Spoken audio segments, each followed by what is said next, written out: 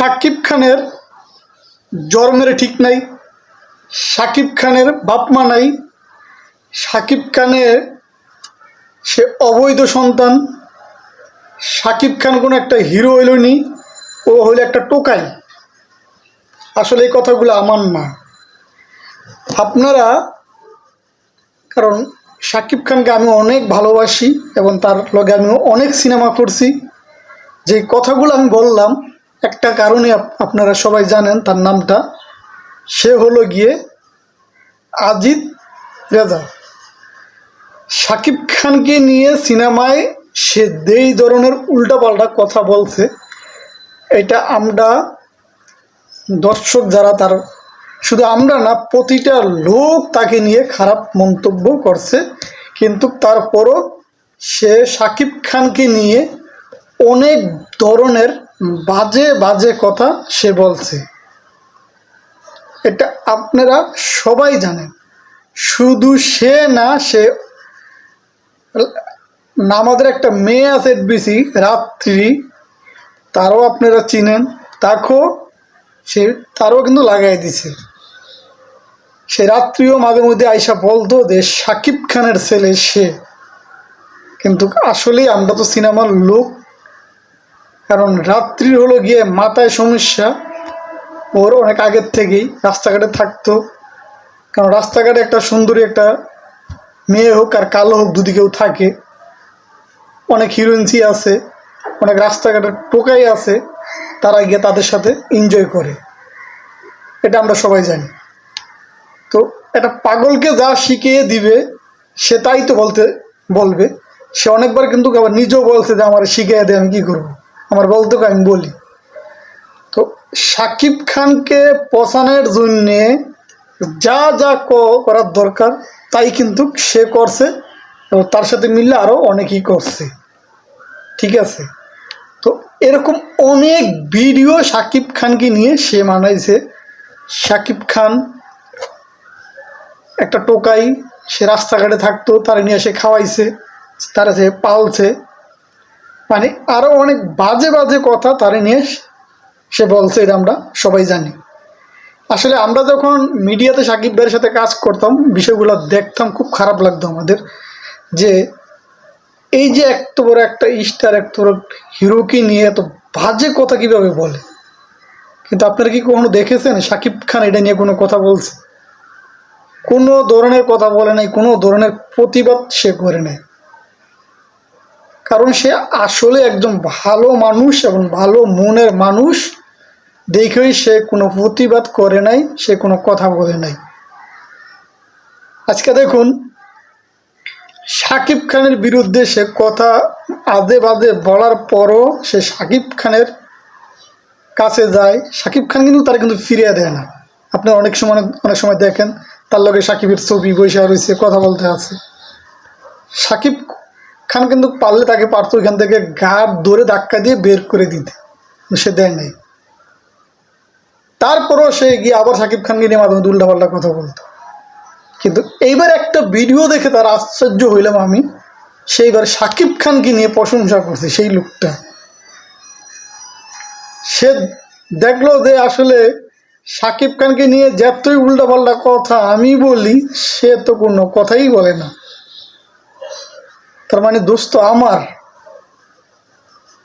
সে তার নিজের ভুল সে বুঝতে পারছে, নিজে যে অন্যায় করছে সেটাও সে বুঝতে পারছে, কিন্তু বোঝাটা অনেক লেট হয়ে গেছে। এত লেট সেটা আসলে ধারণার বাইরে।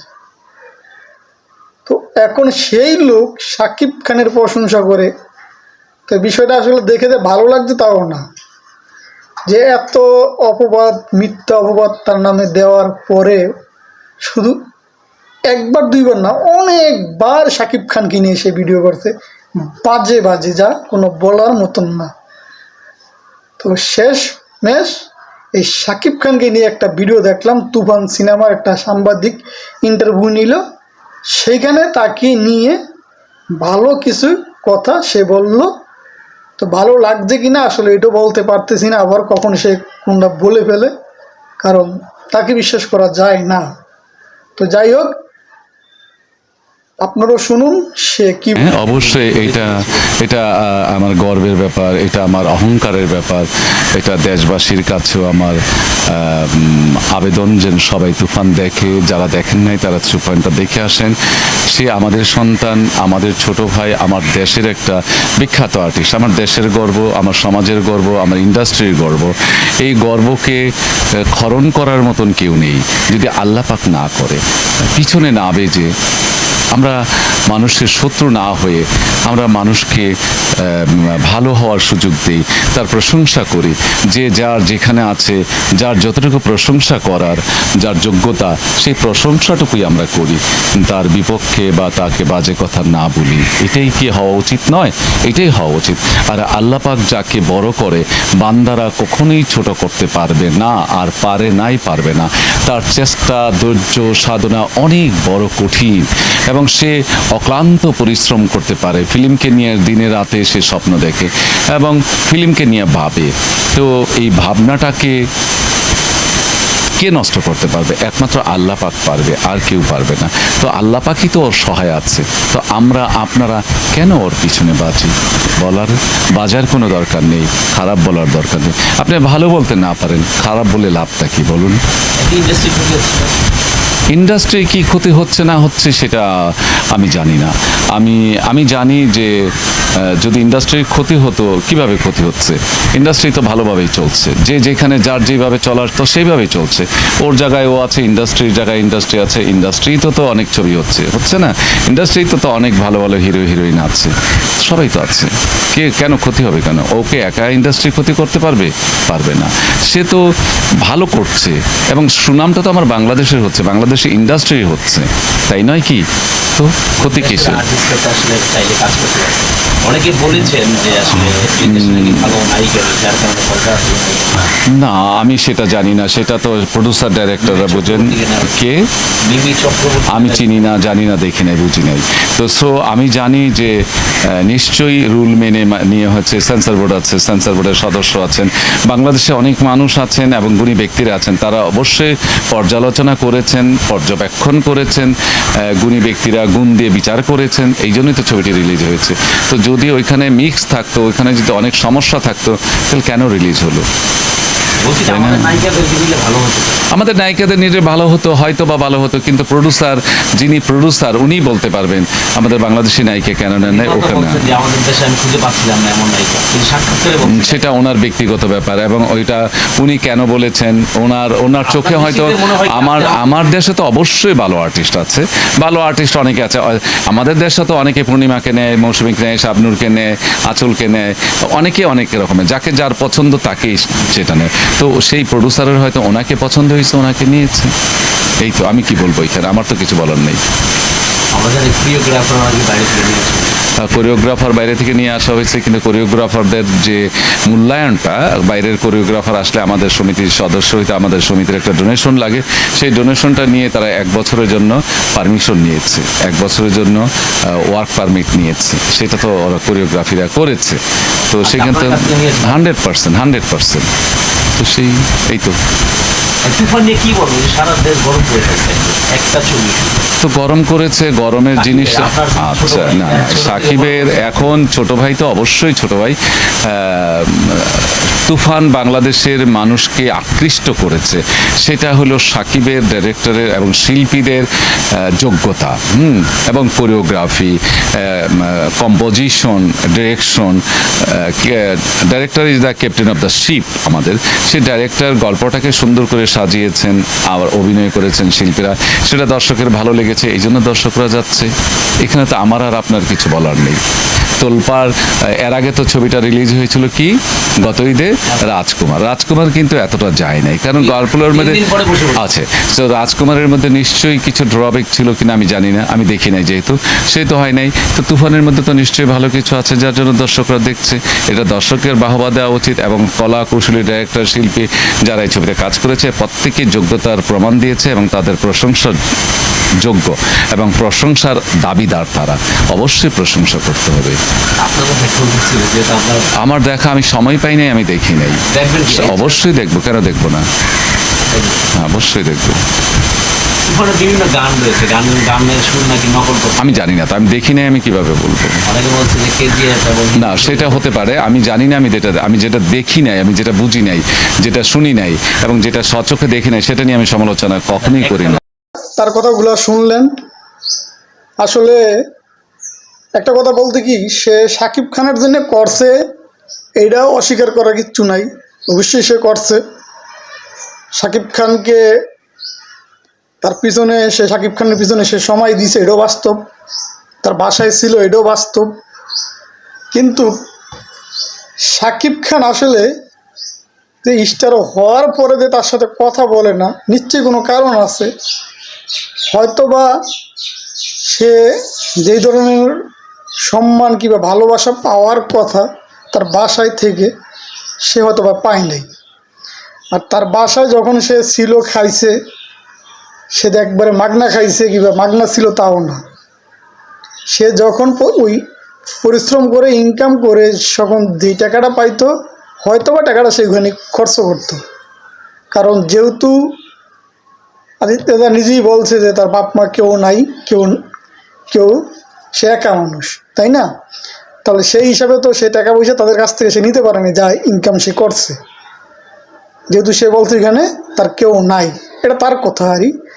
তাহলে টাকা পয়সা শাকিব খান যাই কামাইছে ওইখানেই ছিল তার। সে ওইখানে মাগনা গেলে কেউ এতদিন অনেকদিন খাওয়াইব না, ঢাকার শহর এটা, ঠিক আছে? তো কিছু না কিছু উপকার অবশ্যই তার করছে, কিন্তু ভাই উপকার যা করছে তার থেকে বেশি তো আপনি তার ক্ষতিই করলেন।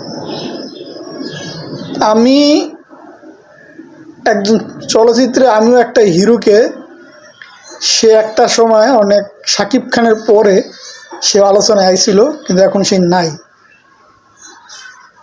অনেকগুলো সিনেমা সে করছে, সে বাসার থেকে আসার সেই হিরোর গাড়ি ভাড়া নাই, সেই গাড়ি ভাড়া আমি দিতাম।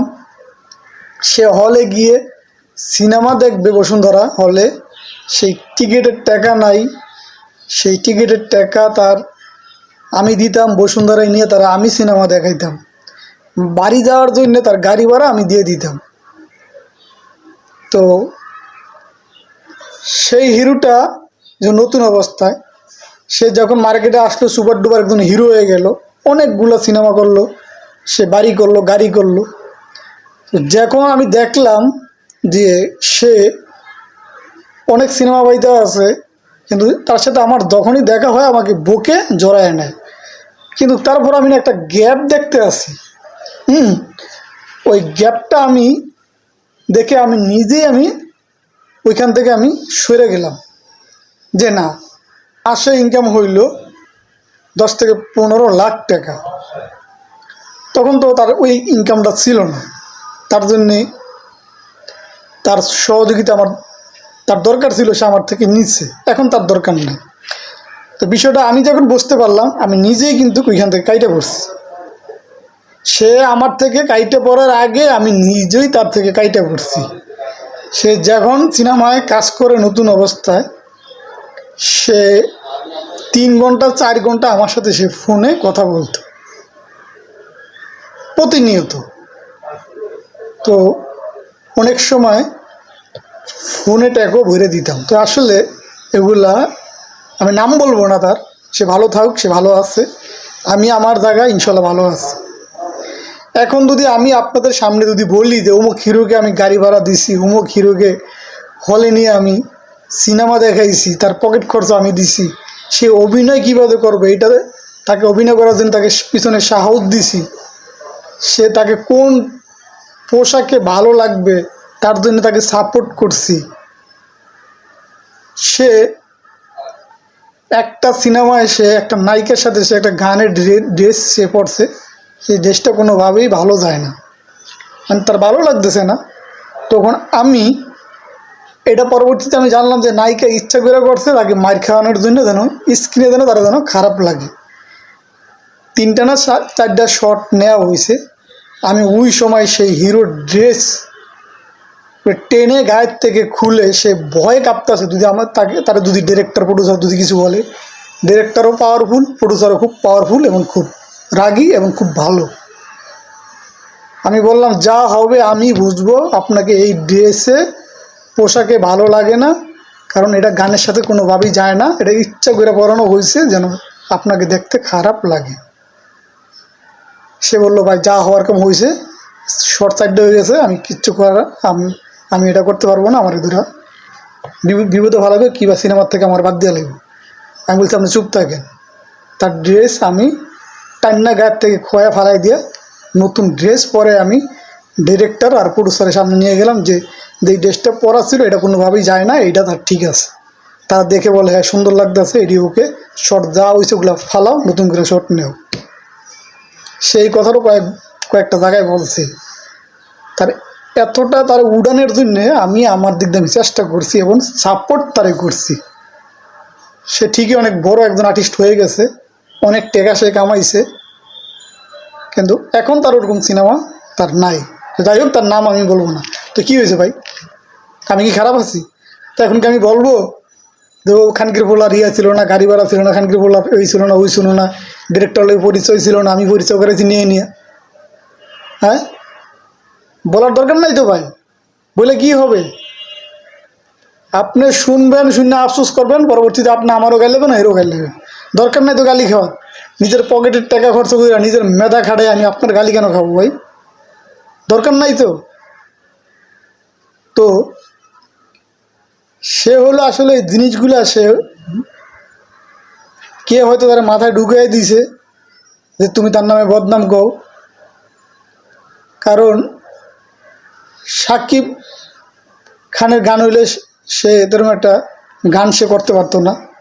অনেক প্রডিউসারই তারা বাদ দিত, কিন্তু অনেকে গিয়ে বলতো যে সাকিব খান তোমার বাদ দিছে, তার জন্য সে বিল্লাটা বেশি হয়েছে যে আমি তোরে আনলাম, তুই আমার রিজিকে হাত দেস, খান গির বলা, এই মাথা গরম হয়ে গেছে পাগলার। যদি মাথা যদি গরম না করে যদি ঠান্ডা থাকতো, হয়তো বা সাকিব খানের দ্বারায় তার অনেক কিছুটা হলেও উপকার হইতো, সেটাও তো সে হারাইলো। ভাই আপনি তো মাথা ঠান্ডা রাখছেন, আপনি তো তার নাম বলতেছেন না, তা আপনার কিছু হয়েছে? আমার তার যদি আমার হওয়ার কোনো কিছু দরকার নাই। উপর একজন ছিল, উনি দেখছে, তার জন্য করছি, ঠিক আছে? কারো জন্যে কিছু কইরা এটা আসলে বদনাম গাওয়াটা আসলে ঠিক না, এটা আমার দিক দা। উপরে একজন ছিল, উনি দেখছে। তো যাই হোক, তো আমি আশা করি উনি সাকিব খানকে নিয়ে ভালো কথা এখন বলতে আছে, সবসময় ভালো কথা বললে যাবে, আর খারাপ বলবে না। তারপরেও বাকিটা দেখা যাক। সবাই ভালো থাকবেন, আর আমার চ্যানেলটা সাবস্ক্রাইব করবেন, আর নিয়মিত আমার চ্যানেলটা দেখার চেষ্টা করবেন, আর আপনাদেরকে আরও নতুন নতুন ভালো ভালো ভিডিও দেওয়ার চেষ্টা করব। ইনশাল্লাহ সবাই ভালো থাকবেন। আল্লাহ হাফেজ।